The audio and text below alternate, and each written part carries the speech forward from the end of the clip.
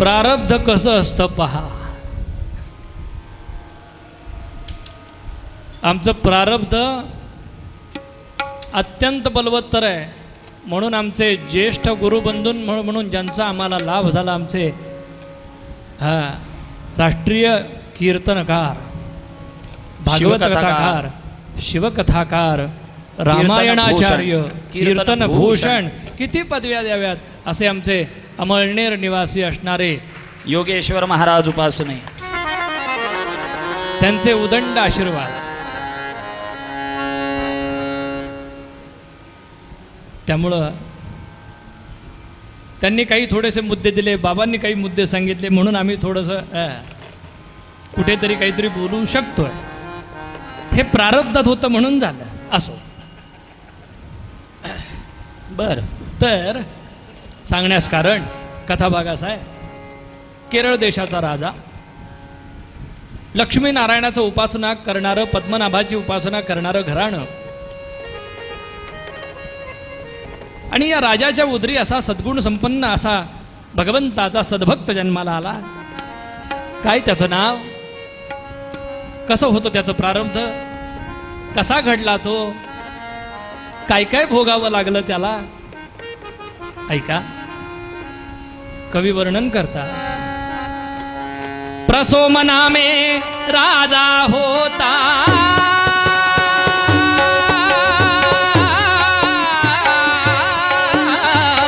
प्रसोमनामे राजा होता केरळ देशीचा, प्रसोमनामे राजा होता केरळ देशीचा.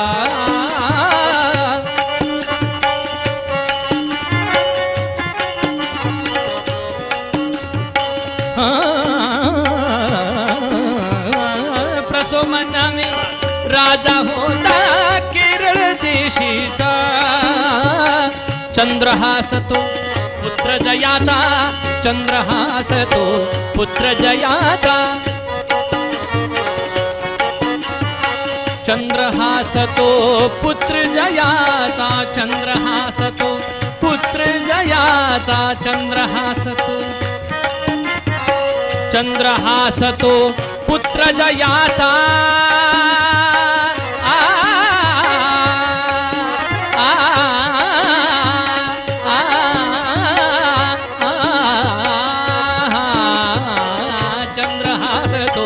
पुत्र जयाचा, भक्त नारायणाचा, हा राम हो साधोजी, राजा राम कहो.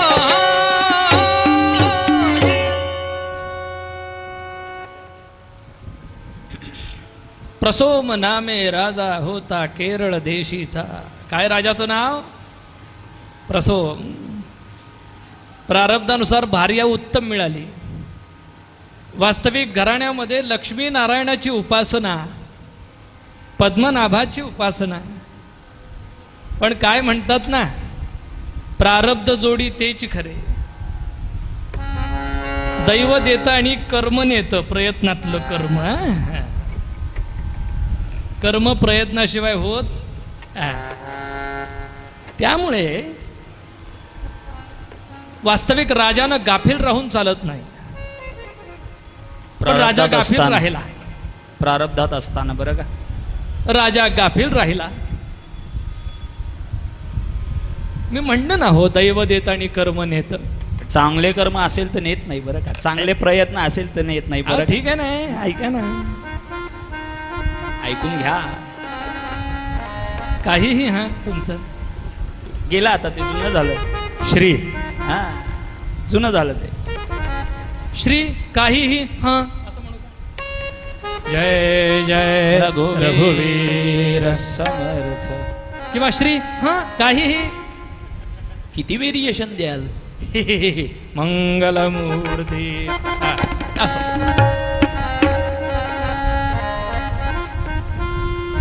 शेजारचा असणारा राजे, शेजारचे असणारे सुद्धा, अगदी सीमेवर असणारे राजे याचं ऐश्वर्य बघून त्याच्यावर जळत होते. त्याचं ऐश्वर्य दैवयोगानं मिळालेलं, नारायणाच्या कृपेनं. पण आक्रमण झालं शत्रूचं. आक्रमण इतकं जबरदस्त झालं, राजाकडे काही सैन्य नव्हतं, राजाकडे योजना नव्हती, राजाचे सैन्य प्रयत्न करू शकत नव्हते, पण प्रारब्ध नव्हतं ना. शत्रूने इतकं जबरदस्त आक्रमण केलं, राज्याचा बराचसा भाग गिळंकृत तर केलाच. आत आत आत आत घुसून घुसून घुसून राजधानीत घुसले. नवे नवे राजवाड्याच्या दाराशी शत्रू येऊन पोहोचला. राजा शेवटी अखेरच्या क्षणी राजा लढायला उभा राहिला, पण उपयोग काय?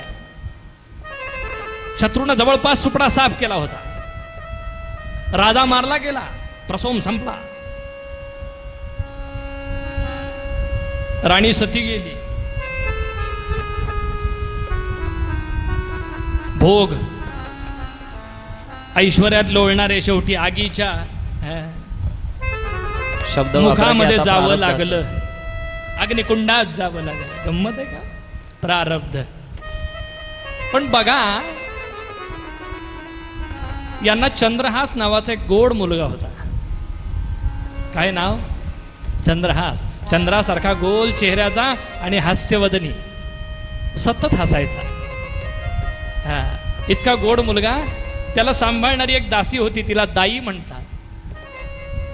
त्या दाईनं या सगळ्या धकाधकी लढायांमध्ये त्याला गुपचूप अगदी माझंच मूल आहे म्हणून सांगून, प्रसोम राजाचा अंश आहे, शिल्लक राहिला पाहिजे म्हणून गेली आणि सुबुद्धी नावाच्या राजाच्या राज्यामध्ये राहू लागली. ज्या धर्मशाळेमध्ये ती राहत होती, पूर्वी धर्मशाळा, कोणी यावं, आनंदाने राहावं, खावं प्यावं आणि जेव्हा मन होईल तेव्हा निघून जावं, म्हणून त्याला धर्मशाळा म्हणत असत. आता त्याचे लॉज झाले, एवढाच फरक काय तो. सद्गुरुनाथ महाराज. धर्मशाळांनी लाज सोडल्यामुळं लॉज झाले. हा, मंगलमूर्ती. हे प्रयत्नांचे परिणाम. सद्गुरुनाथ महाराज असो ना. तिथं राहू लागली, पण सहवास समोर लक्ष्मी नारायणाचा सुंदर असं मंदिर, गाभाऱ्यामध्ये ते पुजारी रोज देवाची पूजा करतायत. तिथं रोज आरती महाप्रसाद होतोय आणि हा गोड मुलगा चंद्रहास तिथे त्या मंदिरामध्ये आरतीच्या वेळी असा रांगत रांगत रांगत 7-8 महिन्याचा फिरतोय. काय नशीब आहे बघा हो पोराचं. राजपुत्र आहे, पण कोण सांभाळतंय? दासी, दाई. पण इतक्या प्रेमानं सांभाळते जशी काही जन्मदात्री आई आहे. पण ती दाई जी होती ती अत्यंत वयस्क होती. हा जसा दिसामासाना मोठा होतोय तसा दुडू दुडू दुडू दुडू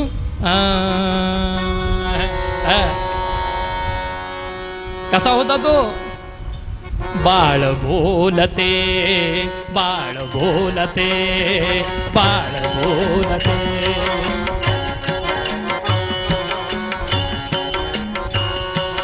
दुडू दुडू दुडू गृही धावत, दुडू दुडू दुडू गृही धावत.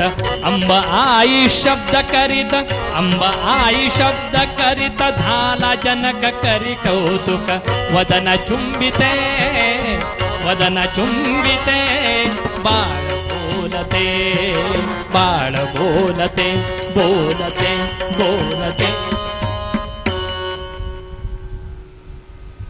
अगदी दुडू दुडू दुडू अगदी 2-4 वर्षाचा हा मुलगा. हा, या राज्याचा, ज्या राज्यामध्ये हे दोघेही राहत आहेत त्या राज्याचं, राजाचं नाव काय? सुबुद्धी. काय नाव? सुबुद्धी. अनेक राजे त्याचे मंडलिक राजे होते. तो या सगळ्या राज्यांचा मुखिया राजा होता आणि त्याने सगळ्यांचा कर गोळा करून, जो सारा असेल तो गोळा करून, तो सारा गोळा करून केंद्राकडे पाठवायचा. जय जय रघुवीर समर्थ. त्यामुळं ना खाऊंगा ना खाणे दूंगा अशा तत्वाचे राजे होते. सद्गुरुनाथ महाराज की जय.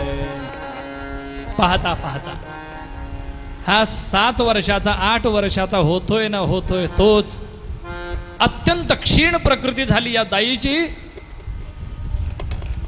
आजारी झाली, क्षीण झाली.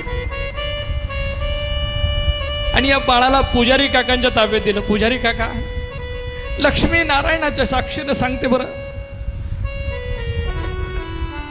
ह्याचे आई वडील अगदी हा 8 महिन्याचा असतानाच गेले हो. या बाळाला आतापर्यंत मी प्रेमानं सांभाळण्याचा प्रयत्न केला. लक्ष्मी नारायणाची याच्यावर कृपा असावी म्हणून तुमच्या ताब्यात याला देते. याला सांभाळा ना, माझं काही खरं नाही हो. या देहातून प्राण कधी निघून जातील सांगता येणार नाही हो. याला सांभाळा ना हो. काही काळजी करू नका, लक्ष्मी नारायण आहे सांभाळणारा, आपण चिंता करू नये. काही कालांतरानं ती दाई जी होती ती देवाघरी गेली.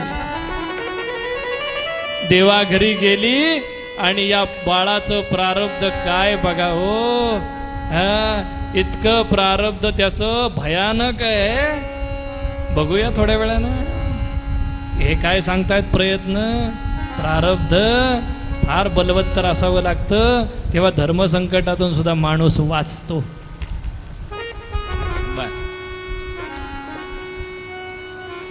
महाराजांनी एक जरा शब्द वापरायचा विसरले असं मला वाटतंय. त्या दाईनं प्रयत्न केला म्हणून तो चंद्रहास वाचला. वाचला की नाही? असो मध्यमात. किर्रान माजले भयंकर जावळीचे घोडे, किर्राज माजले भयंकर जावळीचे घोडे, असे मातले स्वजन घातकी चंद्रराव मोरे, असे मातले स्वजन घातकी चंद्रराव मोरे. बिजापुराचा वाघ म्हणवितो कपटाने चाले, बिजापुराचा वाघ म्हणवितो कपटाने चाले, त्या कपटाला निपटाया हो राजे अवतरले, त्या कपटाला निपटाया हो राजे अवतरले. बारीक प्रतापगडच्या पायथ्याशी उभा आडवा चिरून काढला अफजल खानाला महाराजांनी. शब्द लक्षात ठेवा, उभा आणि आडवा चिरफाड करून टाकली. तेव्हापासून महाराजांना नरसिंह हे नाव मिळालं. नरसिंह. पण महाराजांची ही कीर्ती प्रतापगडच्या पायथ्याशी दाखवलेला एवढा मोठा प्रयत्नानिशी पराक्रम, गल्लीत दाखवलेला पराक्रम दिल्लीत जाऊन पोहोचला.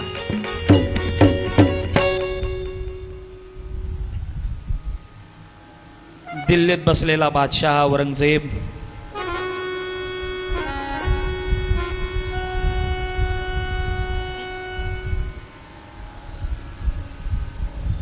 बादशाहजी हे असं होतं, प्रारब्धावर अवलंबून राहिलं.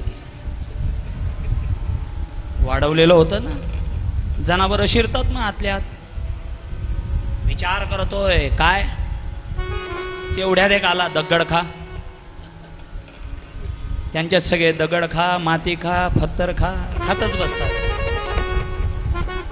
तो म्हणाला बादशाहजी, बादशाहजी, काम फुटला बायांना. बादशाहजी क्या हुआ? बोले वो शिवाजी ने बोले अफजल खान को फाड़ डाला. क्या? अफजल खान को? मातब्बर सरदार होता निजामशाहीतला, पण त्यालाही शिवाजी महाराजांनी संपुष्टात आणला. वय वर्ष फक्त 29. महाराजांचं. औरंगजेब विचार करतोय तो क्या किया जाए शिवा का, कौन पकड़ के लाएगा. एक समोर उभा होता, त्याला विचारला तुम जाओगे क्या? तो म्हणाला नाही.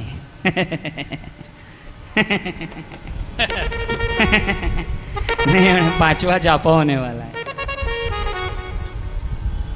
महाराज प्रयत्न केले ना, प्रारब्धात असलेली एक पोरं आपण 10 पर्यंत जाऊ शकतो बरं का. एवढी प्रारब्धानी शक्ती आपल्याला दिलेली आहे.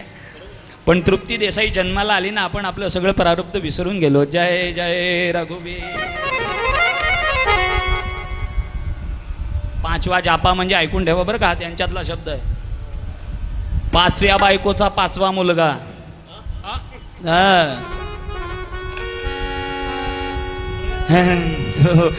मैं नहीं जा सकता. पत्थर का तुम जाओगे क्या? तो म्हणाला मैं नहीं जा सकता. सगळ्यांची आपली कारणं तयार होती, कारण की जो अफजल खानाला फाडू शकतो आपलं तर काही समोर चालणारच नाही. मुळात अद्याप शिवाजी आहे कसा, काळा गोरा उचा ठेंगणा जाडा कसा पाहिलेलाच नाही कोणी, पण तो एवढा मोठा 6.5 फूट असणारा बोकड फाडू शकतो. आपल्याला तर फुंकर मारली तर आपण उडून जाऊ. एक म्हातारा त्यातल्या त्यात हुशार होता, म्हणून म्हातारी माणसं जीवनात असावी बरं का, फक्त वृद्धाश्रमात नाही, घरात असावी आणि प्रारब्धातही असावं. 8:15 झाले, नाही तर पूर्वरंग पुन्हा चालू होईल. 8:45 संपवायचं आहे आपल्याला. म्हणूनच म्हणतोय मी. तो म्हणाला आपको भेजा तो भेजा लेकिन भेजा नहीं भेजा. औरंगजेबाला सांगतोय तो, मतलब अरे काय को इधर से भेजना, आपके मामा बरानपुर में खाली मामागिरी करते हैं, उनको भेजो. शाहिस्ते खान कशाला इकडून पाठवायचं आहे. त्यावेळेला महाराजांवर 2 यमराज चालून आले आहेत. सिद्धी फाजल आले. सिद्धी जोहर हे अफजल खानचा मुलगा, फाजिलच होता म्हणून त्याचं नाव सुद्धा फाजल खान. तो पुन्हा आला महाराजांना संपवण्यासाठी. आपला बाप उभा आडवा याने कापून काढला माहिती होतं, तरी हा पुन्हा आला का. सिद्धी जोहर ह्याच्या बरोबर आपणही हात लावून महाराजांना संपवू. सोपं असतं का महाराज एवढं. आणि महाराज अडकून पडले पन्हाळगडावर. आणि त्याच वेळेला दिल्लीहून पत्र गेलं शाहिस्ते खानाला, असं असं तुम्हाला शिवाजीला पकडायचं आहे. शाहिस्ते खान हुशार होता, औरंगजेबाचा मामाच तो.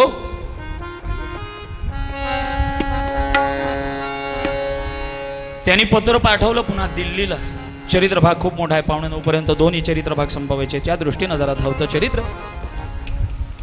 औरंगजेब बऱ्हाणपुरातून पत्र गेले दिल्लीला, मला याच्यासाठी सैन्याचा साठा, आर्थिक धन वगैरे सगळं लागेल. किती लागेल.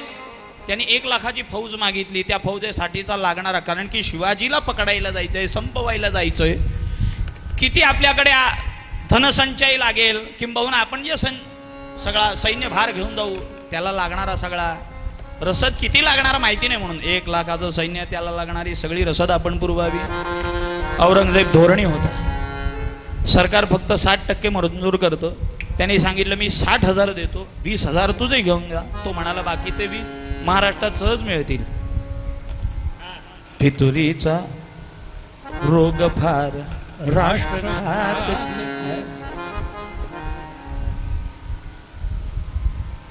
दिल्लीहून सैन्य निघालं, बऱ्हाणपुरात आलं, 60,000चं सैन्य आलं, त्याच्यामध्ये 20,000 शाहिस्ते खानाचे मिळाले. महाराजांना बातमी मिळाली होती की महाराज अडकलेत, तरी महाराजांचा एक एक मावळा काम करतोय, फक्त प्रारब्धावर.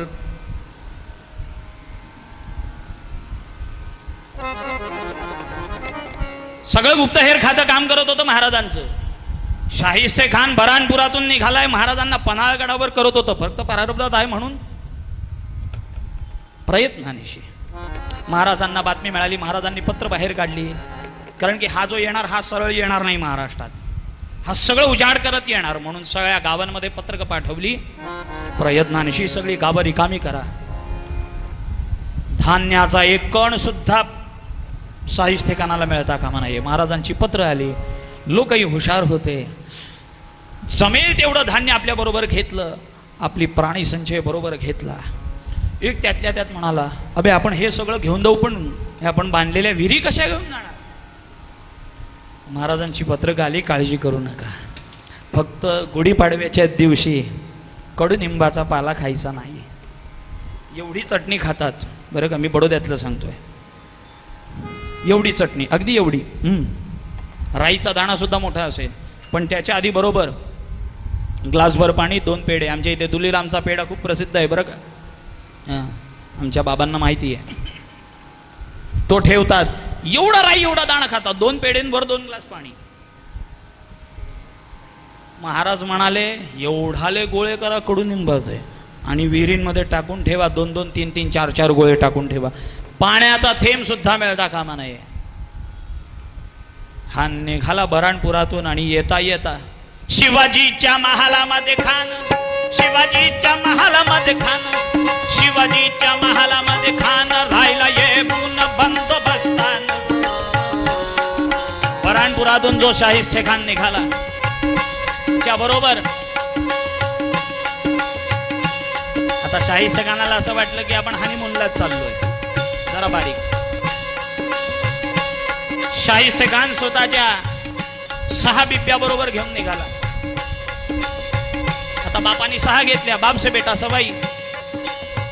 तरुणाबान 21-22 वर्षाचा अब्दुल फतेह खान नावाचा त्याचा मुलगा. बापानी 6 घेतल्या, यांनी 9 घेतल्या बिब्या बरोबर. जणू काही honeymoon, by one get one free. बापाचं हनीमून, आपलंही हनीमून.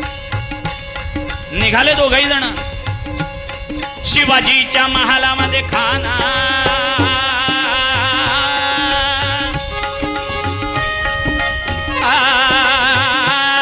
शिवाजीच्या महालामध्ये खान, राहिला येऊन बंदोबस्तान. जागो जाग ठेवलं शिपायाला, जागो जाग ठेवलं शिपायाला.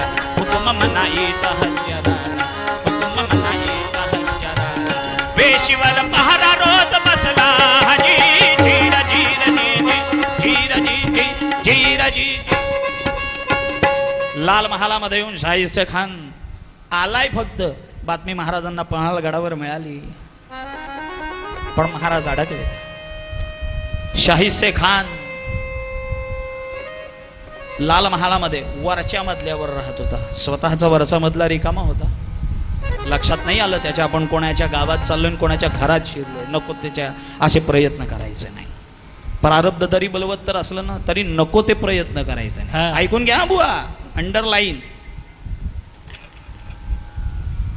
नको ते प्रयत्न करायचे नाही, चांगले प्रयत्न निश्चित करावे. हा जसा इथे आला तोपर्यंत महाराजांचे चांगले प्रयत्न ऐकून ठेवाया. याचे खास खान सगळे जेवण बनवणारे होते ना, ते त्याचे नव्हतेच. महाराजांनी आधीच आपले घुसडून ठेवले होते. का बातमी मिळावी की हा काय करतोय, प्रयत्न काय चाललेत त्याचे. पण या महाराजांच्या पराक्रमाची भीती एवढी होती की जाट, राजपूत, पठाण 30,000चा वेढा तर यांनी स्वतःच्या बाजूला लावलेला. सांगे शिवाजी कुठून नाही येऊ शकतो, काही करू शकतो. त्याला भीती होती म्हणून 30,000चा वेढा तर स्वतःच्या आजूबाजूला. आणि मला भेटायचं असेल कोणाला तर त्याला निशस्त्र भेटायचं. हुकुमा नाहीचा हत्यार घेऊन नाही भेटू द्यायचं. कारण की शिवाजी वेशही बदलतोय त्यांना माहिती होतं. कारण की खरा शिवाजी कोण आहे पाहिलाच नव्हता, प्रयत्नच केला नाही ना कधी. राहू लागला, राहू लागला, राहू लागला. पाहता पाहता साधारण महिना 1.5 महिन्याचा कालावधी गेला असेल. जून महिन्याच्या अखेरपर्यंत शाहिस्ते खान पुण्यात आलाय. दिल्लीहून पत्र आलं, आतापर्यंत शिवाजीचे किती किल्ले वीज गेले. आता जरी मामा असला शाहिस्ते खान तरी भाज्याला उत्तर देणं क्रमप्राप्त आहे. काय उत्तर देणार, कारण की आल्यापासून सगळी मौजच चालली आहे. त्यामुळे उत्तर द्यायला काही नव्हतं. ज्यासाठी म्हणून पाठवलंय त्या कार्यासाठीच काहीच प्रयत्न शाहिस्ते खानाकडून झाले नव्हते. म्हणून पत्राचं उत्तर देण्यासाठी म्हणून काही नव्हतं. अनेक प्रयत्न चालू आहेत. विचार करतोय सैन्याला बाहेर पाठवतोय की पहा कुठे शिवाजी महाराजांचा किल्ला आपल्याला काबीज होण्यासारखा दिसतोय का. पण जे सैन्य जातंय ते परत येतच नाही. जे जातोय जो जातोय तो परत यायचा, परतीचा मार्गच नाही, वन वे सगळा. विचार करतोय काय करावं. जरा शाहिस्ते खानाला विचार करू द्या, शिवाजी महाराजांशी लढत घ्यायची, बघूया काय होतंय. कितीही प्रयत्न केले तरी काही उपयोग नाही. हे शास्ता खानाला पाहावं लागलं की नाही. आतापर्यंत महिना 1.5 महिना झाला असं बुवा म्हणाले ना. काय झालं प्रयत्नांचं असो. आता आमचं ऐका.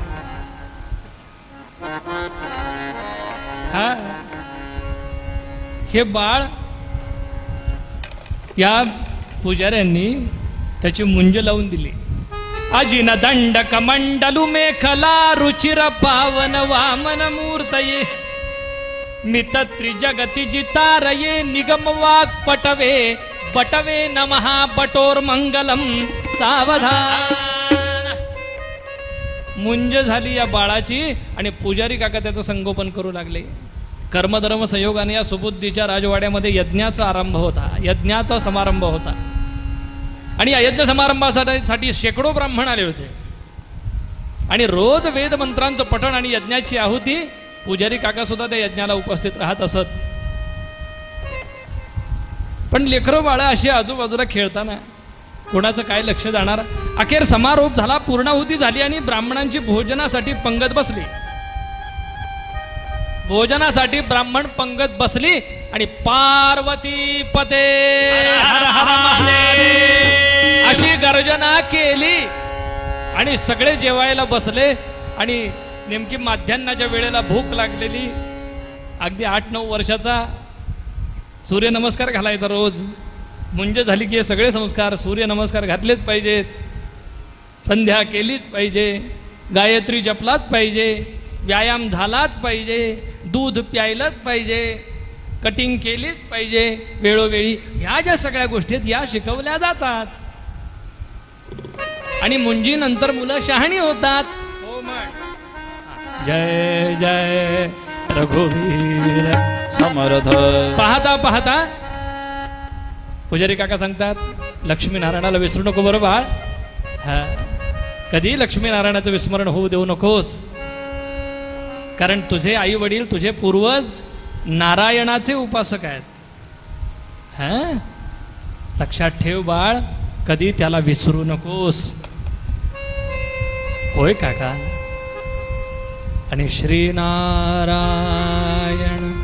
जय नारायण जय जय नारायण नारायण. जन्मनः जायते शूद्रः संस्कारात द्विज उच्यते. बघा प्रारब्धानुसार कसे संस्कार घडतात. भूक लागलेली हा चंद्रहास त्या राजवाड्याच्या दाराशी उभा आहे. ब्राह्मण भोजनाला बसलेले आहेत आणि एवढ्यात सुबुद्धी असा पंक्तीमध्ये फिरतोय. तो राजपुत्र असल्यास सारखा असा तेजस्वी दिसला तो चंद्रहास. अरे वा, ये बाळ. ब्राह्मण जेवायला बसलेत. ये बाळ, कुणाचा तू? दारात जाऊन विचारलं सुबुद्धीनं. माझं नाव चंद्रहास, मी पुजारी काकांकडे राहतो. पण कुणाचा तू? माझे आई वडील नाही आहेत, मला त्यांचं नावही माहीत नाही. होय का रे? बर, तू जेवणार? हो, बैस. म्हणून ब्राह्मणाच्या पंक्तीला जे पान एक शिल्लक होतं तिथंच त्याला बसवला. सुरू कर. जेवायला बसले आणि जाता येता एवढं गोड गोंडस पोर आणि त्याच्याकडे हा सुबुद्धी त्याच्या प्रेमात पडला. अरे या बाळाला काय हवं ते वाढा रे, चंद्रहासाला काही कमी पडून देऊ नका, याला सगळं व्यवस्थित वाढा, याला सगळं गोडधोड वाढा, याला सगळं मलई श्रीखंड अमुक तमुक वाढा, तूप सुद्धा भरपूर वाढा. पूर्वी तुपाच्या वाट्या असायच्या, वाडगे म्हणलं तरी चालेल. नाही तर आमच्या यजमानांकडे मी एकदा पूजेला गेलो सत्यनारायणाच्या, पुरणपोळी होती पण तूप शोधावं लागत होतं. एवढेच ते सतेलं तुपाचं आणि उभा चमचा. वाढू की नको, वाढू की नको, वाढू की नको. तूप पडायच्यात पुन्हा भांड्यात. आणि म्हणल्या कशा आमच्या ह्यांनी की नाही मागच्या महिन्यात 100 ग्रॅम तूप आणलं. 200 लोकांना आतापर्यंत वाढलं तरी 50 ग्रॅम उरलं. जय जय. काय प्रयत्न केले. जय जय रघुवीर. आणि त्या पंक्तीत मी प्रारब्ध माझं सद्गुरुनाथ महाराज. असं असतं प्रारब्ध. जय जय रघुवीर. प्रारब्धात असावं लागतं. सगळं कीर्तन ऐकायला मिळणं सुद्धा सद्गुरुनाथ महाराज की. पाहता पाहता हा चंद्रहास जेवतोय आणि जेवता जेवता ब्राह्मणांचं भोजन झालं. हात हस्तपाद प्रक्षालन हस्तमुख प्रक्षालन झालं आणि ब्राह्मण जायला निघाले. त्यांना पुढे पुढे तेवढ्या सुबुद्धी काहीतरी राहिलंय म्हणून आतल्या महालामध्ये गेला. एवढ्यात मंत्राक्षता तर दिल्या पाहिजेत, मंत्राक्षतेची वेळ जाता कामा नाहीये. एवढे ब्राह्मण मंत्राक्षता देणार, वेळ लागणार. म्हणून कसं काय करावं, सुबुद्धी बराच वेळ झाला आतल्या महालात गेलाय, बाहेर येईना, काय करावं. शेवटी या ब्राह्मणाने सांगितलं, हा जो चंद्रहास मुलगा, इतका वेळ त्याचं लाड चाललेत, हा यांचाच मुलगा दिसतोय, याला आपण मंत्राक्षता आशीर्वाद देऊया. म्हणून याला आशीर्वाद दिले. स्वस्त्यस्तु ते कुशलमस्तु चिरायुरस्तु गोवाजी दंती धनधान्य समृद्धिरस्तु ऐश्वर्यमस्तु विजयोस्तु रिपुक्षयोस्तु इत्थं सदैव भवतां हरिभक्तिरस्तु. लक्ष्मीनारायण भगवान की जय. आशीर्वच या बाळाला मिळाला. बघा, आणि तेवढ्यात ब्राह्मण निघाले, एवढ्या 10च्या सुबुद्धी बाहेर आला. अहो, मला आशीर्वाद देताय ना, मंत्राक्षता देताय ना. ब्राह्मण म्हणाले, अहो हा तुमचाच मुलगा आहे ना, तुमचा मुलगा म्हणून आम्ही यालाच मंत्राक्षता दिल्या, आशीर्वाद दिले. अहो पण हा माझा मुलगा नाही आहे, माझ्या मुलाचं नाव मदन आहे. काय नाव आहे मुलाचं त्याच्या? मदन. लक्षात ठेव. पण असो, आशीर्वाद काय तुम्हाला, काय यांना काय, एकदाच दिला जातो. तुम्ही सुखी राहा. म्हणून ब्राह्मण निघून गेले. आणि मग काय घडलं बघूया.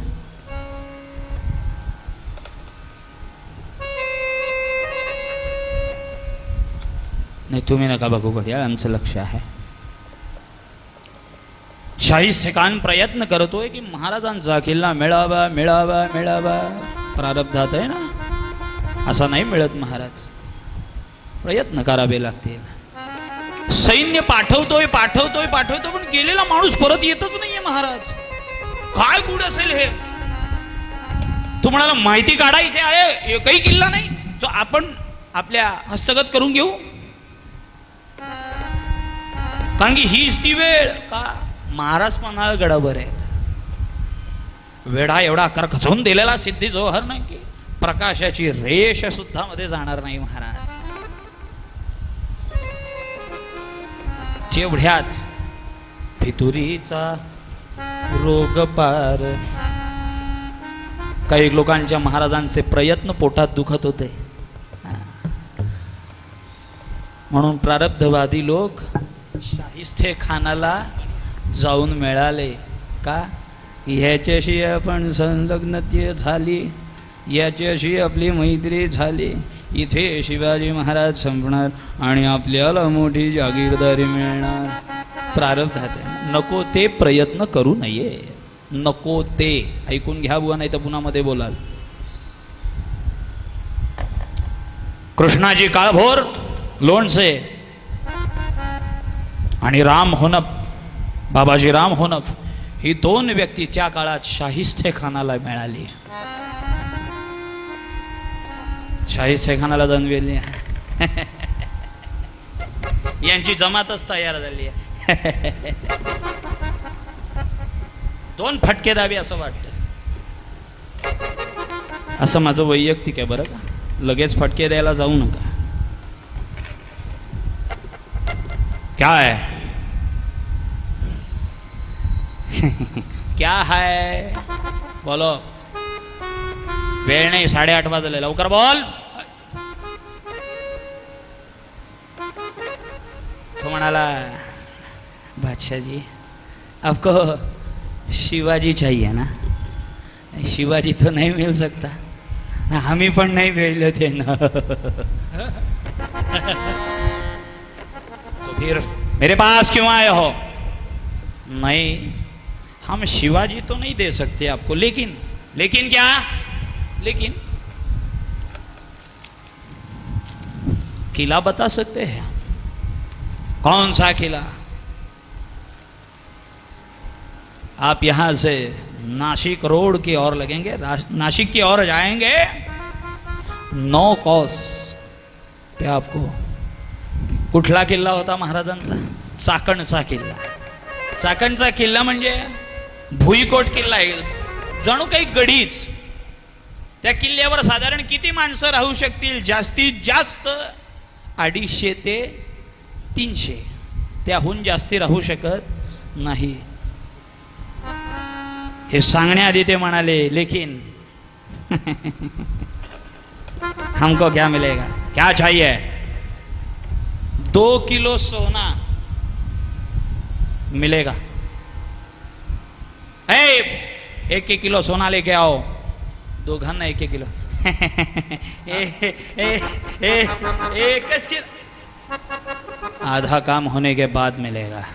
किती धोरणी होते ते. ठीक आहे. आपापलं सोनं घेतलं, निघून गेले दोघही जण. आणि शाहिस्ते खान निघाला. 30,000 स्वार संगती, 30,000 स्वार संगती पुढे चालती. काळना भीती, खानाची फौज होती अनिवार्य. खानाची फौज होती अनिवार्य. 30,000 स्वार संगती घेतले शाहिस्ते खान. क्या बात है. हत्तीवर हत्ती. हल्ली घोड्यावर सुद्धा जन्मात एकदाच बसायला मिळतं. कालच मी बडोद्याहून निघालो त्यावेळेला आमच्या इकडून दुपारी वराड चाललेलं. घोड्यावर नवरदेव बसलाय आणि डीजे वाजत होता, त्याच्यावर गाणं वाजत होतं. आज अपनी मौत का सामान ले चले. घोड्याला सुद्धा सवय असते बरं का. घोड्यावर आपण प्रयत्न करून पहा बरं का. घोड्यावर ज्या वेळेला आपण बसतो ना, घोडा मागे वळून पाहतो. कोणी प्रारब्धावर आलं बसलं असं चालत नाही, तो बघतो. जमलं तर बसवतो, नाही तर पाय उतार. जय जय. म्हणून लग्नात सुद्धा ज्या वेळेला घोडा आणताना हल्ली अटींमध्ये लिहिलेलं असतं, घोडा लागेल.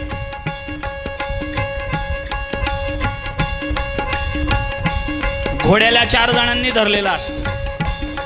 4 पायी घोडा आणि वरचा 2 पायी घोडा, त्याला 8 जणांनी धरलेला असतं. यदा कदाचित घोडा रंगात आला, जावई बापू बिचारे खाली यायला नको तिथे फजिती. म्हणून प्रयत्न करावे घोड्यावर कसं बसावं. शाहिस्ते खानाला भीतीच होती, म्हणून हत्तीवर हत्ती बसून चाललाय. 30,000 स्वार संगती, 30,000 स्वार संगती पुढे चालती. काळना भीती, काळची फौज होती अनिवार्य. 30,000चा वेढा घेऊन शाहिस्ते खान निघाला. आणि निघाला तो चाकणच्या किल्ल्याच्या दिशेनं. पुण्यापासून नाशिक रोडला जात असताना 9 कोसावर आलेला चाकणचा किल्ला. चाकणचा किल्ला नव्हे, गडीच म्हणावी लागेल. 250-300 माणसं फक्त मावळे महाराजांचे. त्या किल्ल्याचा किल्लेदार होता नरसाळा फिरंगोजी वीर. नरसाळा फिरंगोजी वीर, नरसाळा फिरंगोजी वीर होता किल्लेदार. मोठा बाणेदार झाला तयार संग्रामाला. गेला घनघोर लढाई, आसमानात धुरळा सारा भरला. हजी धीर धीर जी धीर जी धीर जी जी जी जी. छत्रपती शिवाजी महाराज की जय. असा जय जयकार 250-300 मावळ्यांनी केला. पण तो वरचा जय जयकार ऐकला शाहिस्ते खानानं घाबरला. कितनी फौज है ऊपर. दगड खायला जो नहीं बादशाह जी, उतना तो नहीं पता. प्रयत्न करावे लागतात. वर किती फौज आहे, किती दारुगोळा वर आहे, हे सगळं माहीत असावं लागतं. नाही पत्र आलं म्हणून आम्ही लगेच युद्धाला बाहेर पडलो असं करून नाही चालत महाराज. माहिती काढावी लागते. फिरंगोजींना रसाळाकडे माहिती होती की खान किती फौज घेऊन आलाय. प्रत्येक मावळा तयार आहे. प्रयत्नाची शर्त आहे का किल्ला जाऊ द्यायचा नाही. जरी 30,000 खाली असले ना, एक 100 के बराबर है. एक 100 के बराबर है. अजून खानाची फौज येते. खानाने तळ ठोकला चाकणच्या किल्ल्याशी. बघूयात काय झालं.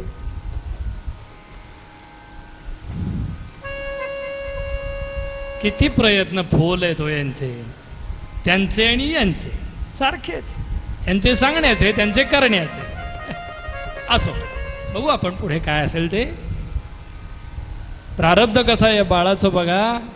सुबुद्धी म्हणला, या ब्राह्मणाने आशीर्वाद दिले, या बाळाला दिले. माझ्या मदनाला मिळालेले नाहीत. उद्या जर ब्राह्मणांचे आशीर्वाद खरे ठरले आणि उद्या जर यानं आक्रमण केलं, हा माझं राज्य गिळंकृत करेल आणि माझ्या मुलाला सेवक म्हणून ठेवेल. याला आपल्याकडेच ठेवायला पाहिजे. हा म्हणून म्हणजे बाळ तू कुणाकडे राहतोस? मी लक्ष्मीनारायणाच्या देवळातले पुजारी काका आहेत ना, त्यांच्याकडे राहते. हो, मग तू माझ्याकडे राहशील? काकांशिवाय मी कसा राहणार? नाही, पण तुझ्या काकांची परवानगी काढली तर? जशी आपली इच्छा, जशी नारायणाची इच्छा, काय देवाच्या मनात असेल तसं. सुबुद्धी पुजारी काकांकडे गेला. हा मुलगा चंद्रहास तुमच्याकडेच असतो ना? होय. याला मी माझ्याकडे ठेवायचं ठरवलं आहे. त्याने सांगितलंय की हा राजपुत्र आहे, पण काय त्याला आई वडिलांचं नाव आठवत नाही. तुम्हाला तरी काय माहिती आहे का? म्हणाले नाही. बर, मग याला मी माझ्याकडे ठेवतोय. आता राजाज्ञा कोण अमान्य करणार? मान्य आहे, पण जाता जाता एका सुवर्ण कंठहार असा, त्या कंठहारामध्ये लक्ष्मीनारायणाचं प्रत्यक्ष प्रतीक असणारा शाळीग्राम तो त्या कंठहारामध्ये विराजित करून या बाळाच्या गळ्यात पुजारी काकांनी घातला. बाळ, लक्ष्मीनारायणाला विसरू नकोस, त्याची रोज नित्यपूजा कर. बरं, व्यायाम चालू ठेव, नित्यपूजा कर, त्याचं नाम कधी सोडू नको, त्याच्या सतत स्मरणात राहा. म्हणजेच प्रयत्न कर. काय सांगावं महाराज, सुबुद्धीकडं हा राहायला लागला. बघतोय रोज हा नारायणाची पूजा देवघरात बसून करतोय. श्रीमन्नारायण नारायण हरी हरी, श्रीमन्नारायण नारायण हरी हरी, श्रीमन्नारायण नारायण हरी हरी, श्रीमन्नारायण नारायण हरी हरी, श्रीमन्नारायण नारायण. मध्ये मध्ये सुबुद्धी जागी राहायची, मध्ये दुर्बुद्धी जागी व्हायची. मध्ये मध्ये आपल्या मुलाचं प्रेम त्याला वेगळ्या मार्गावर आणून ठेवायचं, वेगळ्या वळणावर आणून ठेवायचं. पाहता पाहता त्यानं ठरवलं, या मुलाला जिवंत ठेवणे नाही. उद्या माझ्या मदनाला याच्या आज्ञेत राहावं लागेल. याला इथं ठेवणं शक्य नाही, म्हणून मारेकरी बोलावले 2. आणि त्या 2 मारेकरींना गुपचूप सांगितलं, हा 9 वर्षाचा मुलगा आहे, जंगलामध्ये न्यायचा गपचूप. कसा न्यायचा ते तुम्ही बघा. गुपचूप त्याला न्या आणि त्याला ठार मारा आणि त्याला मारल्याचे खूण काहीतरी घेऊन या. ते मारेकऱ्यांनी या बाळाला सांगितलं, बाळा चल, आपल्याला राजधानीमध्ये नगरामध्ये फिरवून आणायची आज्ञा केली आहे, तुला आम्ही फिरवून आणतो, चल. आता सगळीकडे रथामध्ये बसून फिरायला मिळण्यानंतर मुलांना आनंद असतो, आहे का? आपण फिरायला जायचं, चला. बसला, रथामध्ये बसला आणि भरधाव वेगानं रथ निघाला. भरधाव वेगानं रथ जो निघाला, पण राजधानी सुटली, नगर संपलं आणि जंगलाच्या दिशेनं संध्याकाळी 4-4:30चा सुमार घनदाट जंगलामध्ये जसं काय सूर्यास्त झालाय आणि त्या घनदाट जंगलामध्ये रथ थांबला. हे बोरा,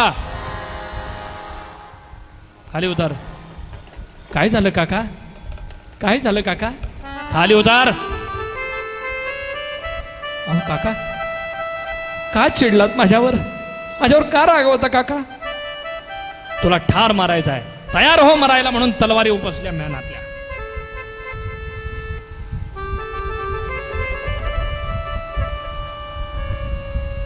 ताता मारू नका हो मजला, ताता मारू नका हो मजला, ताता मारू नका हो मजला.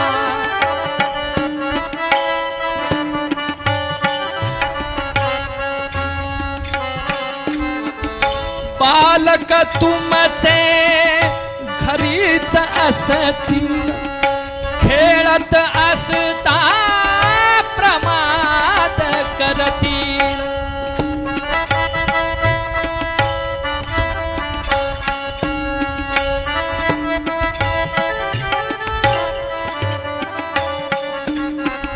कौतुक त्यांचे तरीही करिता, कौतुक त्यांचे तरीही करिता,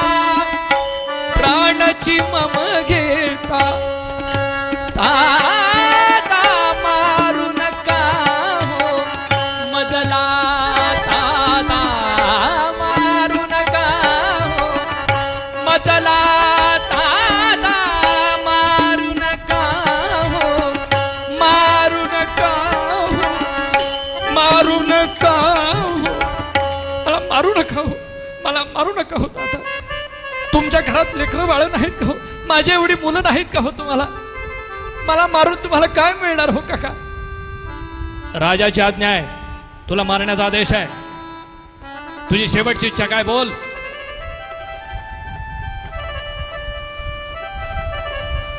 माझ्या नारायणाची मला एकदा पूजा करू द्यावं एकदा नारायणाची मला पूजा करू द्यावं ठीक आहे काय ते लवकर आटप गळ्यातला कंठहारातला तो शाळीग्राम काढला झऱ्याचं पाणी वाहत होतं तिथं तो धुतला संध्याकाळी 5-5:30चा सुमार एक पान आणलं पळसाचं तोडून त्याच्यावर शाळीग्राम प्रतिष्ठापित केला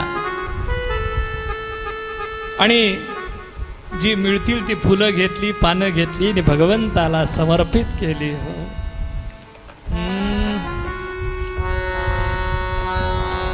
आणि श्री कृष्ण गोविंद हरे मुरारे हे नाथ नारायण वासुदेव प्रद्युम्न दामोदर विश्वनाथ मुकुंद विष्णु भगवन नमस्ते श्रीमन्नारायण नारायण हरी हरी श्रीमन्नारायण नारायण हा बाळ भजनामध्ये तल्लीन आहे श्रीमन्नारायण एवढ्यात एका मारेकऱ्याचं अंतःकरण द्रवलं हो देवाचं नाव या बाळाच्या मुखात आपण ऐकतोय आणि बघितलं त्यानं याच्या डाव्या पायाला 6 बोट आहे राजानं आपल्याला मारल्याची काहीतरी खूण आणायला सांगितले या बाळाला मारायला नको याचं 6वं बोट कापून नेऊ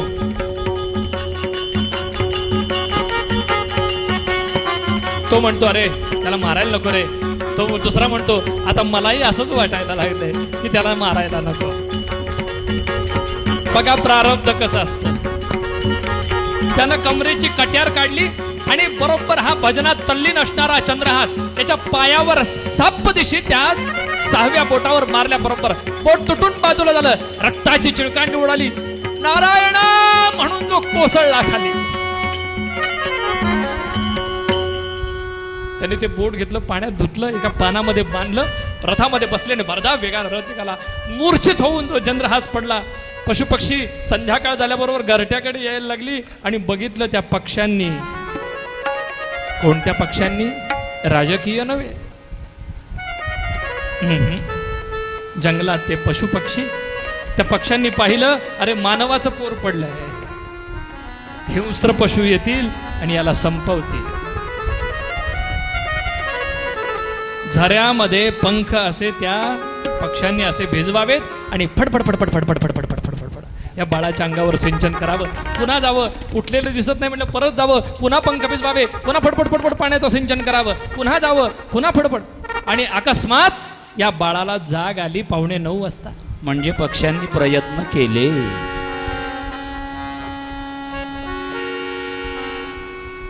जय जय रघुवीर समर्थ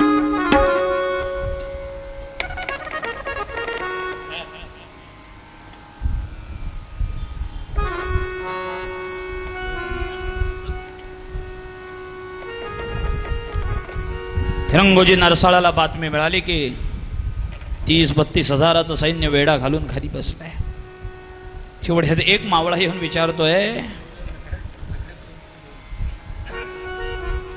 कसं सुटावं महाराज याच्यातून फिरंगोजी नरसाळा सांगतोय अरे काळजी करायचं कारण नाही पण महाराज आपल्याला रसद कशी पूर्ण होईल युद्धाला जर का आपण सुरुवात केली लढत यायला जर का सुरुवात केली आपल्याकडे आहे त्या शक्तीनिशी आपण शेवटल्या रक्ताच्या थेंबापर्यंत हा किल्ला लढवायचा मागे हटायचं नाहीये आपल्याला रात्रीची वेळ आली फासे पडायला लागले किल्ल्यावर. जशी गुळाची ढेप आणून ठेवतो ना आपण, डोंगळे चढायला लागतात. या दोरीवरून त्या दोरीवरून त्या दोरीवरून एका रांगेला 40-40 डोंगळे चढले चाकणच्या. गुळाची ढेपच होती ना, आई ती मिळणार होती महाराज. मिळणं एवढं सोपं नव्हतं.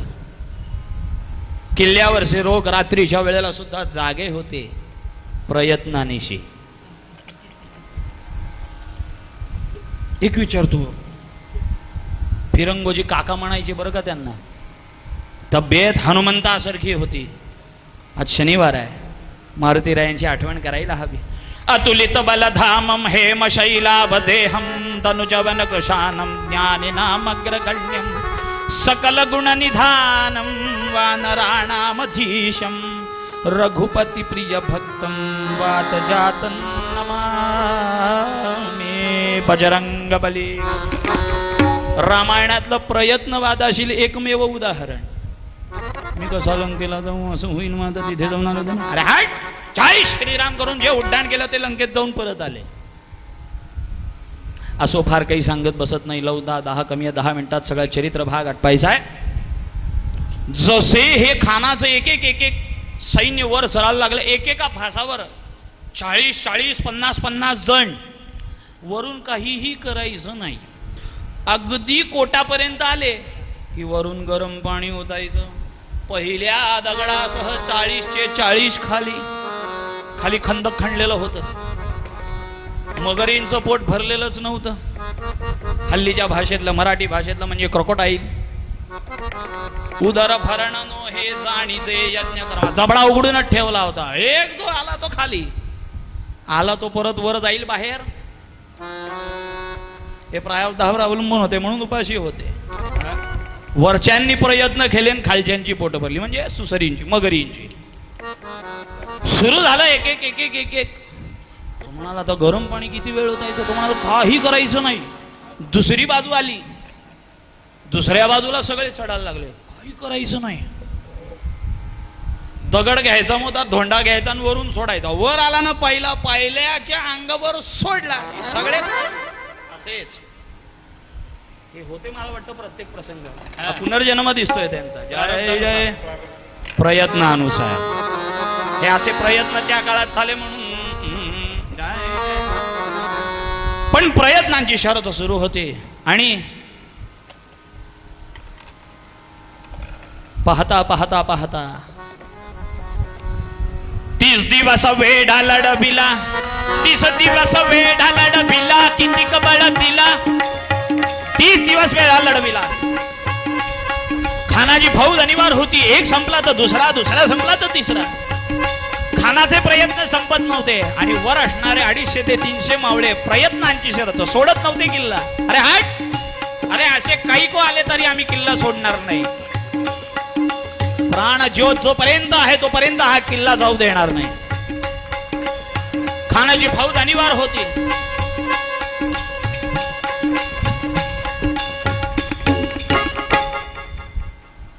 भरपूर पोवाडेत, सगळं गात बसत नाही. पण पाहता पाहता पाहता किल्ल्यावरची रसद जी होती सगळी, धान्य, कडधान्य सगळं संपाला आलं होतं. रे बॅकग्राऊंडची सवय आहे सगळ्या. पुन्हा राजनंदनी झाली ना. किती आवडलं लोकांना. म्युझिक किती वाजतं आता. महाराज, काका काय करावं, काळजी करायची नाही. काही वेली पानं, आयुर्वेदाचा सुद्धा अभ्यास झालेला होता. काही पानं असूनही अशी आहेत, आयुर्वेदात सांगितलेली आहे वनस्पती, की एक पान जरी खाल्लं तरी 15 दिवस भूक लागत नाही. महाराज, या सगळ्या वनस्पतींची नावं रामायणामध्ये आहे बरं का. वाल्मिकी रामायण याच्यामध्ये आहेत ती. पण तरीही किल्ला जात नाही. सगळ्यांना सांगितलं पाणी पिऊन दिवस काढूयात, पण किल्ला द्यायचा नाही. प्रयत्न सुरू होता. आणि पाहता पाहता पाहता 55वा दिवस आला आणि शाहिस्ते खानाने ठरवलं, माहिती काढली. ते 2 आधीचे फितोर होते ना, त्यांना बोलवलं.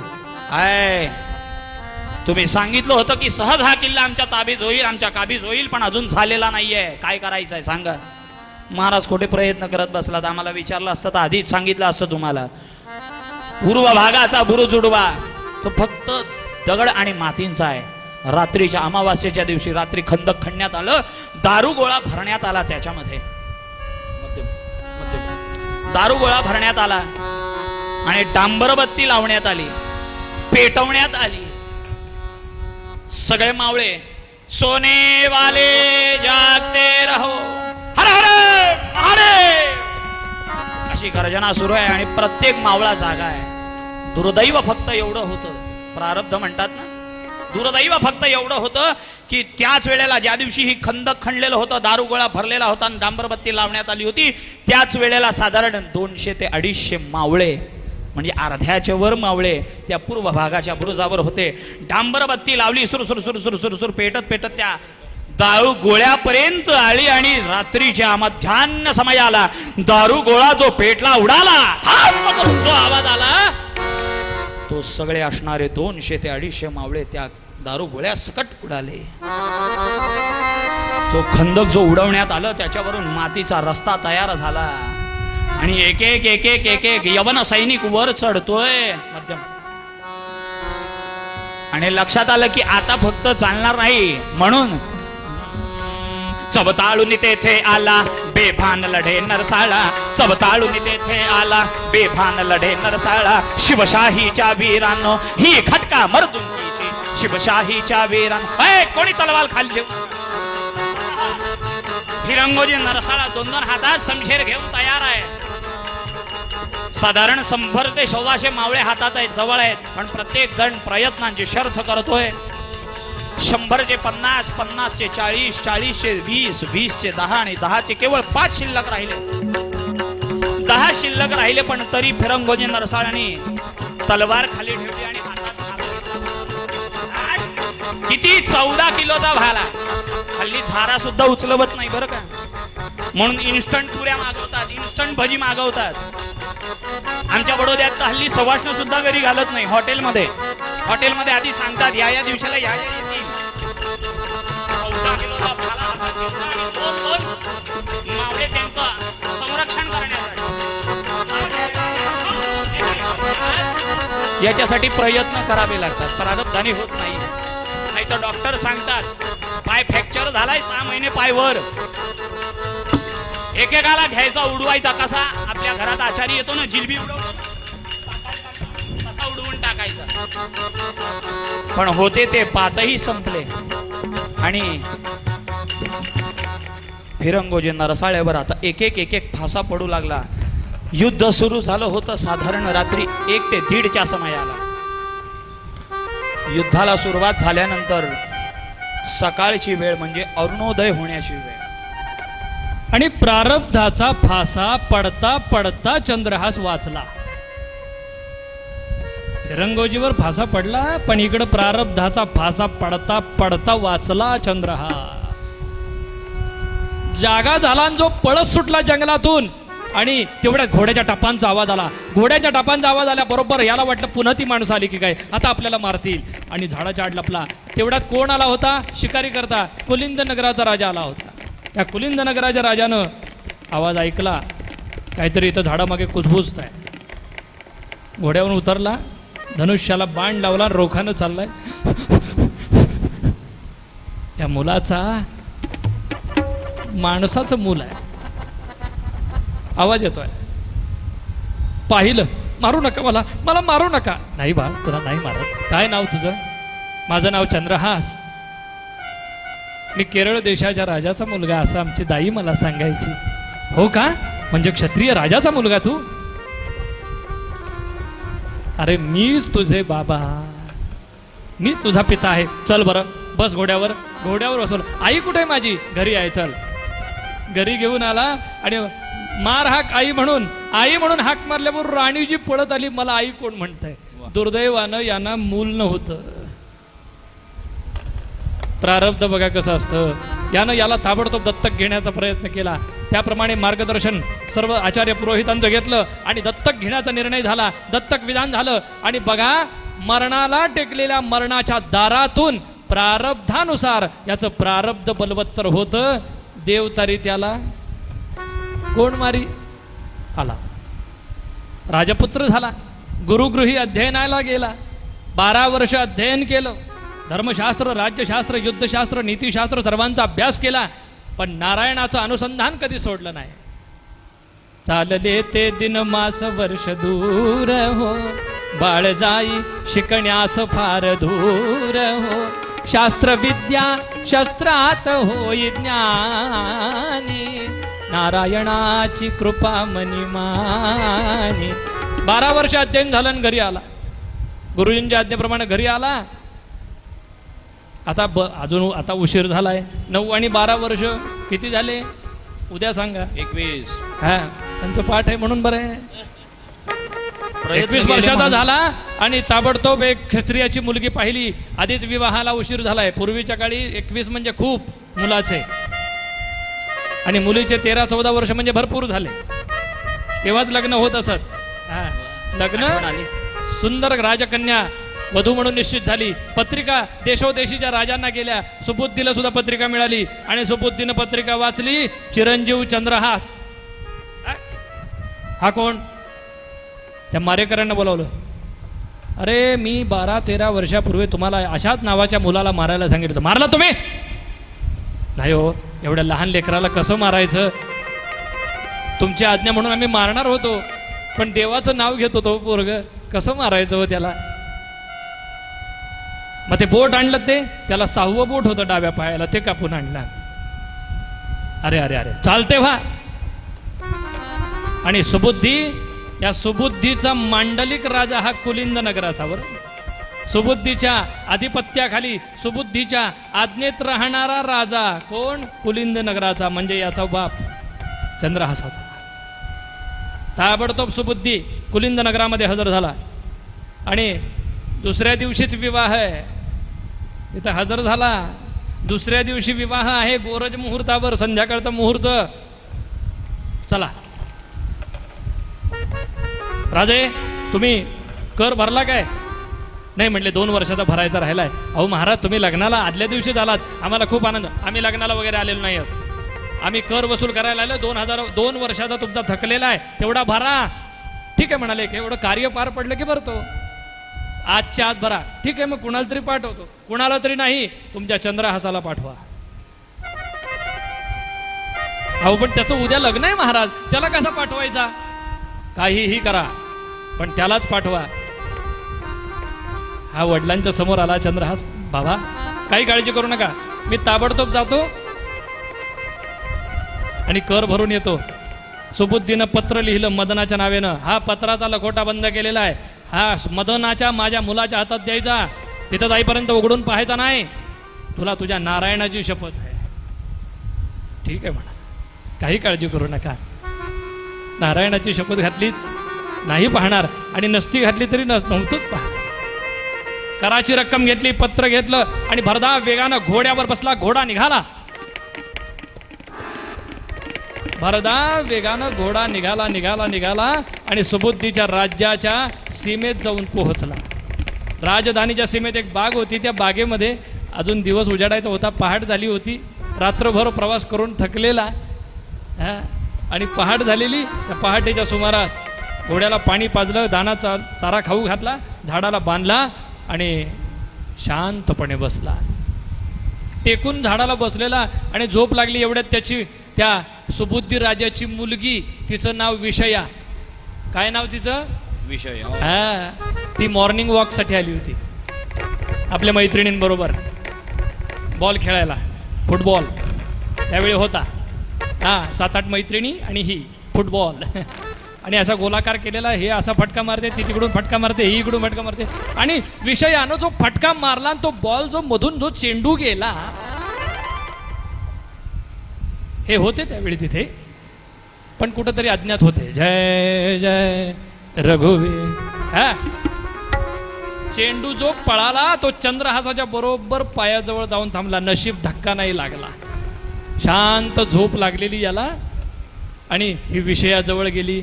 अगो बाई, किती गोड आहे गो, मेरे सामने वाली. किती गोड आहे ग, राजपुत्र आहे दिसतोय, किती सुंदर आहे ग दिसायला. बाकीच्या मैत्रिणी म्हणतात देवानं तुझ्या करतात पाठवलेला दिसतोय. ती म्हणाली इश्श काहीतरीच काय. पण तिनं पत्राचा लकोटा पाहिला, त्याच्यावर राजमुद्रा वडिलांची पाहिली, आपल्या वडिलांची राजमुद्रा दिसते. तिने हळूच याला जाग येऊ न देता तो पत्राचा लकोटा फोडला आणि पत्र वाचायला लागली. काय लिहिलं होतं? सहस्रायू चिरंजीव मदना, माझी तुला हीच आज्ञा, चंद्रहासासी पाठविले सदना, विष यासी देईजे, मुहूर्त न पाहणे कोणासी न पुसणे, कार्य शीघ्र करणे, विष यासी देऊने. काय ग आमचे वडील, एवढा सुंदर देखणा मुलगा आणि त्याला विष द्यायला सांगताय. काय कळतं का आमच्या बाबांना? अजिबात नाही. म्हणून हिने काय केलं, एक झाडाची काडी अशी काढून घेतली आणि आपल्या डोळ्याला काजळ जे होतं ते काजळ त्या काडीवर घेतलं आणि विष यासी ह्यामध्ये थोडी जागा होती, त्याच्यामध्ये आणखी एक या लिहिला आणि काय झालं, विष यासी. म्हणजे मुहूर्त न पाहणे, मुहूर्त न पाहणे, मुहूर्त न पाहणे कोणासी न पुसणे, कार्य शीघ्र करणे.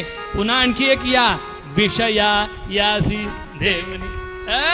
लगेच पत्राचा लखोटा बंद केला, हळुवार त्याच्या कनवटीला खोचला, अजिबात त्याला जाग येऊ दिली नाही. माझ्यासारखा तो झोपाळ होता, अजिबात उठला नाही. आणि म्हणाली, आता मैत्रिणी तुम्ही घरी जायचं नाही, पोहे खायला माझ्याकडे जायचं, नाश्ता पाणी सगळं माझ्याकडे, डोंट वरी. चला निघाले. सगळ्या मैत्रिणी घरी गेल्या. हिला माहिती आता पुढं काय होणार आहे. मदन आपला अत्यंत सोजवळ भाऊ आहे, तो या आज्ञेप्रमाणे काम करणार. मदन आणि हा चंद्रहास उठला. घन श्याम सुंदरा श्रीधरा अरुणोदय झाला. उन्हाची थोडीशी झळ लागायला लागल्याबरोबर हा उठला, जागा झाला. घोड्याला पुन्हा पाणी पाजलं, याने मुखसंमार्जन केलं, बसला घोड्यावर भरधाव वेगानं. घोडा आला आणि बरोबर राजवाड्याच्या समोर उभा राहिला. मदन काही कामकाजा करता वाड्याच्या बाहेर येतच होता, तेवढ्यात हा उतरला. नमस्कार मदन महाराज, आपण का? होय, आपल्या वडिलांनी हे पत्र दिलंय, मी कुलिंद नगराचा राजा, त्यांचा मी सुपुत्र आहे, आपणास कराची रक्कम द्यायला आलोय आणि आपल्या वडिलांनी हे पत्र दिलंय. मदनानं पत्र उघडलं, वाचायला सुरुवात केली. सहस्रायू चिरंजीव मदना, माझी तुला हीच आज्ञा, चंद्रहासासी पाठविले सदना, विषयासी देईजे. काय सुंदर मुलगा पाहिलाय आमच्या बाबांनी.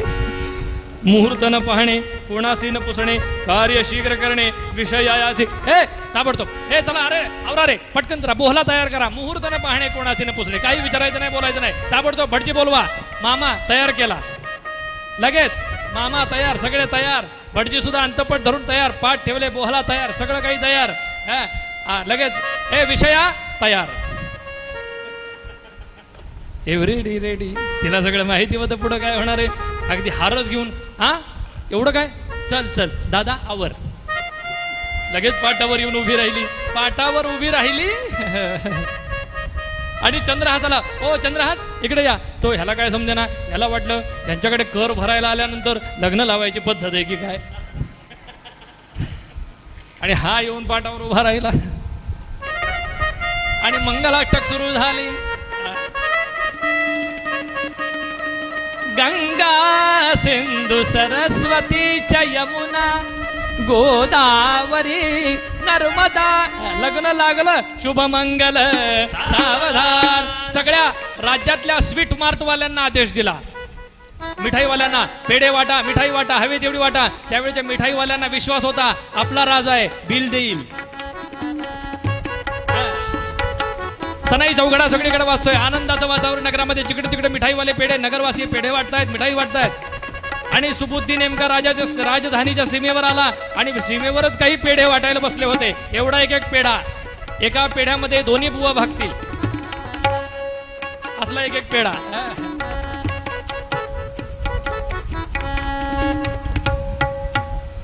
अहो महाराज महाराज, पेढा घ्या पेढा. कसला पेढा? तुमच्या मुलीचं राजकन्येचं विषयाचं लग्न. काय सांगताय, लग्न झालं तिचं? पेढा फेकून दिला आणि पळत राजवाड्याकडे आला. हाक मारली, मदन्या मदन्या. अरे अरे हो मा बाबा बाबा काय सुंदर मुलगा पाहिला, अगदी चंद्रासारखा गोड चंद्रहास, काय त्याचं वो श्रीमुख, काय बोलावं, किती वर्ण. गप्प बाईस मूर्ख, तुला काय सांगितलं होतं, पत्रात काय लिहिलं होतं, मूर्ख. हा हे सगळंच वाजवतात. मूर्ख. हा. आणि याने पत्र उघडलं, वाचायला सुरुवात केली. विषया अरे अरे अरे अरे वय झालं, आता चष्मा घालायला पाहिजे. एक या जास्त लिहिला गेला बहुतेक, चुकून झालं, बरं एकदा होईल, दोनदा झालं. असो, ठीक आहे ठीक आहे, लग्न झालंय ना आता, ठीक आहे. चंद्रहासा, आता तुम्ही आमचे जावई आहात.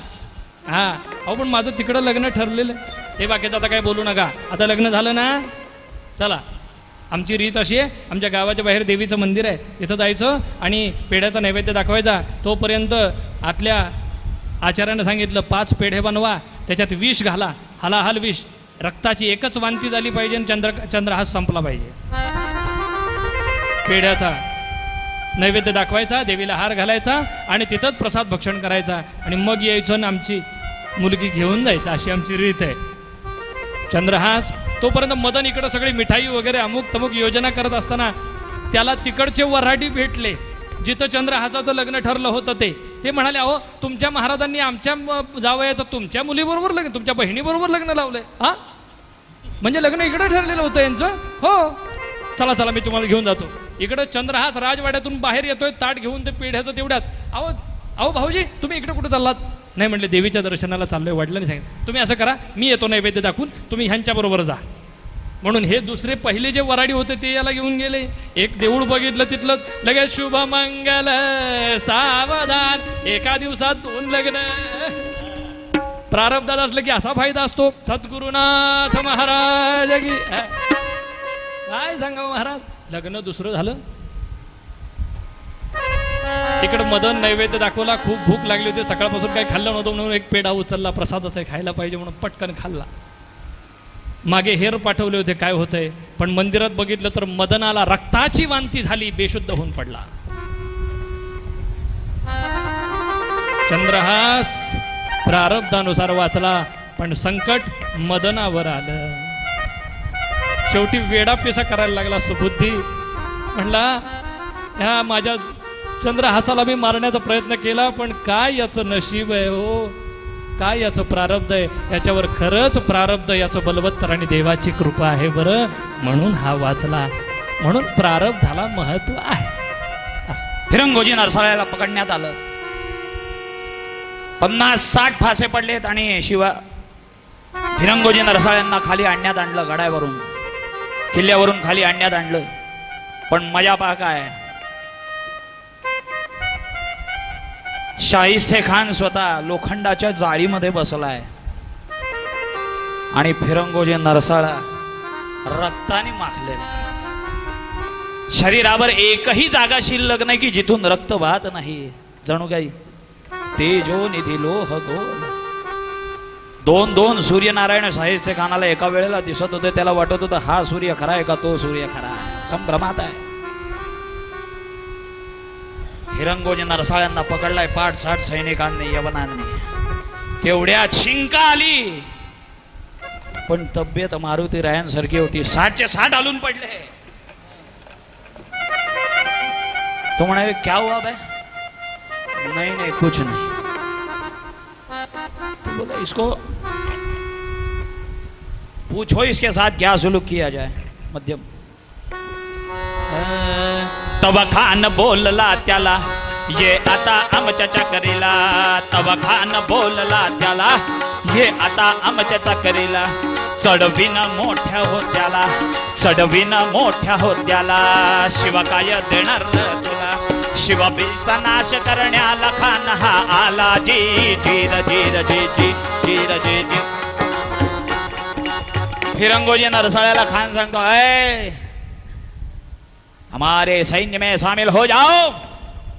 तो म्हणाला, काय तुझ्या सैन्यात? अरे शिवाजी काय देणार आहे तुला?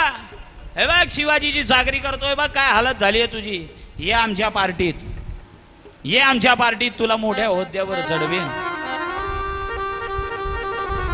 शिवाजीचा मावळा होता तो म्हणाला,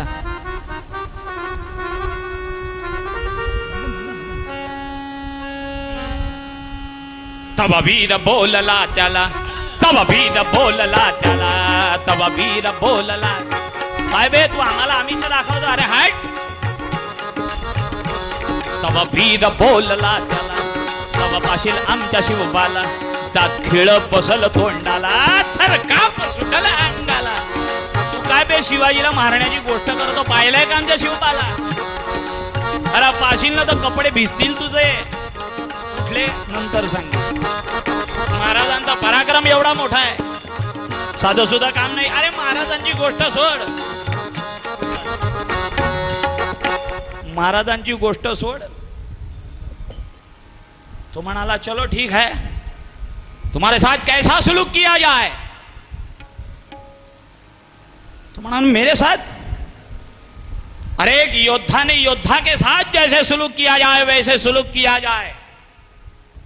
तो म्हणाला, मतबल मतबल इतना ही है कि हा पिंजरा सोड, जरा बाहेर ये, आपण दोघं जरा दोन दोन हात करू म्हणजे कळेल. तो म्हणाला, छोड़ना मत इसको, छोड़ा मत, जाली खोलो मत, छोड़ना मत इसको. त्याच्या सेनापतीला बोलवलं, क्या किया जाए इसको? तो म्हणाला, बादशाहजी किती पण प्रयत्न केले तरी हा आपल्या पार्टीत येणार नाही. का तर शिवाजी महाराजांनी प्रयत्न करून निवडून घेतलेला मावळा आहे, निवडणूक करून घेतलेला नाही. जय जय. म्हणून परवाचे सगळे जेवढे शपथविधी झाले ना, प्रारब्धाचे नाही, निवडून घेतलेल्यांचे झाले. जय जय राव. हे स्वीकारावंच लागेल. प्रयत्न. तुम्हाला काय करावं आता याचं? काही नाही. एक काम करा, आता तो मरणारच आहे, ये मरने ही वाला है, इसको छोड़ दो. ये मरने ही वाला है, इसको छोड़ दो. तो म्हणाल, ठीक है, लेकिन नजदीक मत छोड़ना. तू लांब सोडा याला. संध्याकाळची वेळ होती. सैनिकांनी लांब नेऊन एका झाडाखाली याला बसवलं. झाडाला टेकून बसला. जगदंब जगदंब. आई भवानी, आई भवानी, अगं आई. छत्रपती शिवाजी महाराजांनी जो माझ्यावर विश्वास दाखवला, त्या विश्वासाला पुरा उतरू शकलो नाही. एक किल्ला विश्वास म्हणून राखायला दिला होता, तो राखू शकलो नाही. आई भवानी, आता हा प्राण जाणार आहे, पण प्राण जाण्यापूर्वी एकदा माझ्या राजाची भेट होऊ दे. त्याच्या चरणाला स्पर्श करीन, त्याची क्षमा मागीन आणि हाई प्राण ज्योत भारत मातेच्या चरणी अर्पण करीन. पण पुन्हा जर का जन्म घेण्याची वेळ आली तर ह्याच भारत वर्षामध्ये जन्म घेण्याचा प्रयत्न करीन आणि तो भारत माते तू पूर्ण करावा आणि पुन्हा या भारत मातेची सेवा करीन. हा संकल्प ऐकला, यज्ञ तो देव जाणावा, समर्थ रामदास स्वामी महाराज सांगतात. अत्यावस्थ झालेले आमचे फिरंगोजी, तेवढ्या दोन शेतकरी जोडपं होतं, जात होतं, तिथून आवाज ऐकला. ते दोनही शेतकरी फिरंगोजींना घरी घेऊन गेले. उत्तम अशी त्यांची सेवा केली.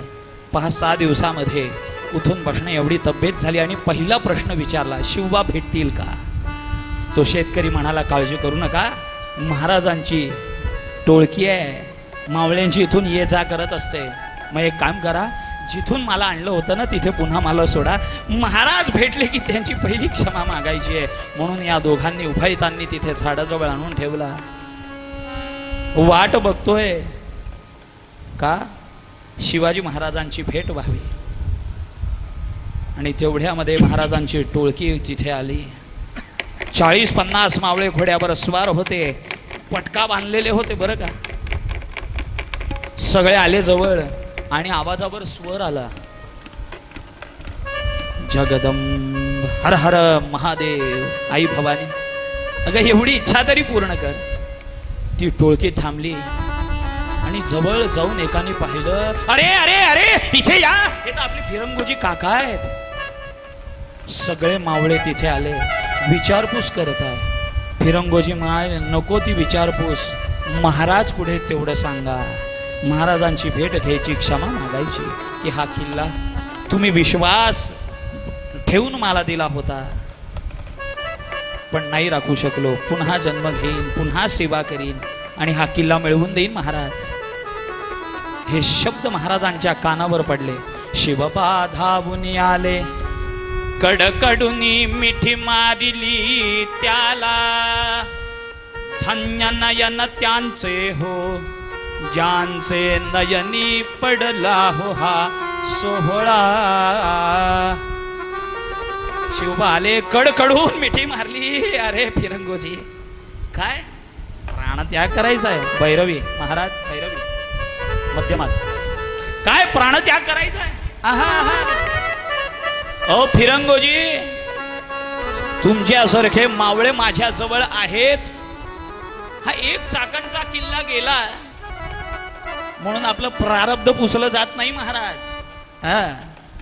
आपल्याला पुन्हा प्रयत्न करायचे आणि स्वराज्य उभं करायचंय. हे स्वराज्य उभं करत असताना असे कैको किल्ले येतील आणि जातील, असो, पण प्रयत्न सोडायचे नाही महाराज. पूर्ण होऊ द्या, काही करू नका आता.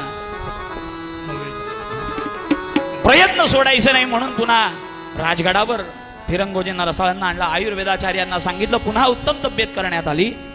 आणि त्याच दरबारामध्ये याच फिरंगोजींना रसाळांना भूपाळगड नावाचा या महाराष्ट्रातला स्वराज्यातला सगळ्यात मोठा किल्ला दिला. का तर प्रयत्नांची शर्थ आणि चाकणचा आणि किल्ला प्रारब्ध राखून बलवत्तर होतं म्हणून, नाहीतर गेलाच असता. पण प्रारब्ध बलवत्तर होतं म्हणून वाचला. हे लक्षात ठेवा. आतापर्यंत झालेले वाद, वादे वादे जायते तत्वबोधा. त्यामुळे यातून बोध काय घ्यायचा? प्रारब्धात असलं तरी प्रयत्नांची गरज असते आणि प्रयत्न केल्यानंतरच प्रारब्ध असेल तरच मिळतं. म्हणून प्रारब्धही महत्वाचं आणि त्याच्या जोडीला प्रयत्नही हेच महत्वाचे आहेत. म्हणून महाराज मूळ भंगामध्ये सांगतात, धन्य विमानीन आपुले संचीर मस्तकी जावे टाकियासी जाण, राहिली से प्रीत तुझे नाम मस्तकी जावे टाकियासी जाण, टाकियासी जाण, टाकियासी जाण. सेवा परमात्म्याच्या चरणी अर्पण करूयात. सद्गुरुनाथ माझ्या गुरुजनांच्या चरणी सेवा समर्पित करून सेवेला पूर्ण विराम. हे चिदान देवा देवा तथा नलगे मुक्ती धन संपदा संत संग देगा सदा. तुका म्हणे गर्भवासी ते घालावे आम्हा. गुण गायीन आवडी हेची माझी सर्व जोडी, माझी सर्व जोडी हेची माझी सर्व